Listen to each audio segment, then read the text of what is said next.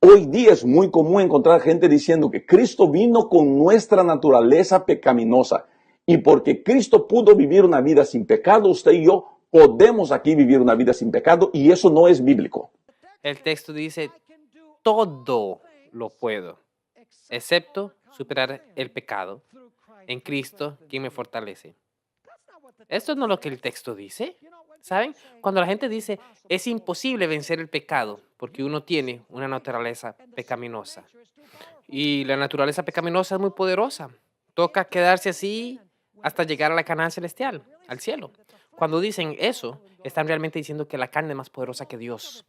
No lo piensan así, pero si uno dice que es imposible vencer el pecado antes de entrar al cielo, entonces uno está diciendo que es imposible para Dios, que Dios no es lo suficientemente poderoso para darnos la victoria sobre el pecado, que la carne, el mundo y el diablo son más poderosos que Dios.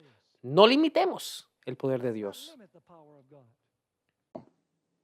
Cristo es Dios encarnado. Cristo se rebajó al nivel humano. El cuerpo de Cristo estuvo bajo las mismas influencias que nosotros tuvimos, aunque su naturaleza era la naturaleza de Adán. Cristo vino con la naturaleza de Adán. En teología llamamos eso de prelapsariano. Lapso es caída.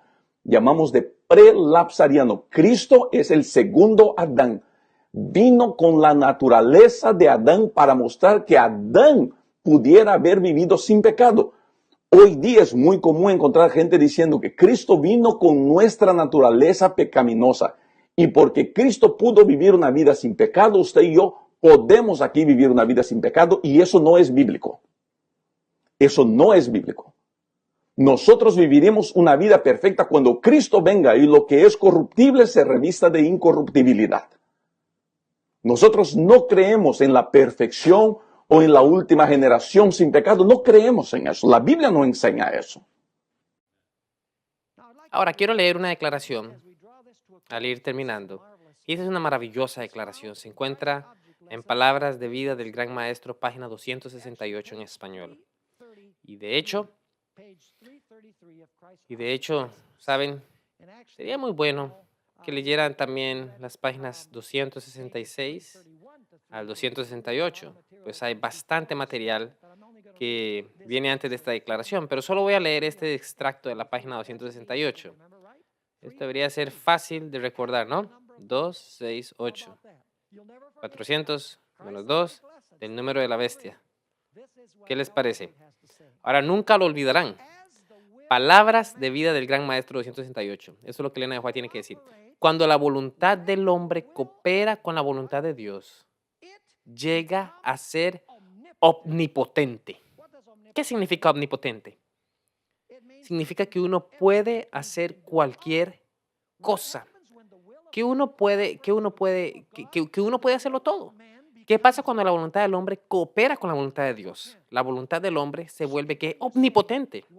Continúa diciendo, cualquier cosa que debe hacerse por orden suya puede llevarse a cabo con su fuerza. Y me encanta eso, de nuevo. Cualquier cosa que debe hacerse por orden suya puede llevarse a cabo con su fuerza. Es decir, Dios nos dice qué hacer y luego nos da la fuerza para hacerlo. Ella termina la declaración diciendo, todos sus mandatos son habilitaciones. Es decir, Él nos da todos los recursos para hacer lo que nos manda. ¿Saben? Regresando al asunto del diezmo, algunos dicen, pastor, ¿sabes? No puedo devolver el diezmo. No tengo suficiente dinero. No me queda nada después para pagar todas mis cuentas. ¿Saben? Puedo darles una fórmula mediante la cual siempre tendrán suficiente dinero para devolver el diezmo. Y ese es devolverlo primero. Siempre tendrán suficiente si lo devuelven primero. Oh, pero entonces vendrán mis acreedores y me quitarán la casa. Bueno, entonces les pregunto, ¿qué es mejor? ¿Que les quiten la casa o robarle a Dios? Probablemente sería mejor más bien no tener deudas en nuestras tarjetas de crédito y tener buenos principios de mayordomía. Entonces, no tendríamos problemas al devolver el diezmo y pagar nuestras cuentas. Lo que digo es que cuando Dios nos dice, saben, devuelvan el diezmo fielmente, Él va a hacernos posible el regresar el diezmo fielmente. Cuando Dios dice, guarda el sábado, ¿saben? La gente dice, ¿pero qué voy a hacer? Tengo que trabajar los sábados. No me van a dar los sábados en mi trabajo. Entonces, lo que uno está diciendo es que Dios le está diciendo que haga algo y él mismo no va a poder, no va a proveer para poder hacerlo. El hecho es que Dios dice en su palabra, si me amas, confía en mí lo suficiente como para guardar mis mandamientos. Si guardas el sábado, no te dejaré desamparado. Iré y o te permitiré conservar tu empleo o haré que consigas un empleo mejor que el que ya tienes. Pero para eso, tenemos que ser firmes en la fe y obedecerle a Dios porque lo amamos. Entonces, en nuestro estudio de hoy, encontramos 4 maneras de ir a Canaán, al cielo. Dejamos Egipto, estamos en un peregrinaje a través del desierto, que es en este mundo en camino a la Canaán celestial. Los enemigos son el diablo y sus ángeles, el mundo, la carne. Son poderosos. Y hay 4 maneras en las que podemos ir. Podemos, 1, decir que los enemigos son muy poderosos, me rindo, voy a devolverme a divertirme al mundo.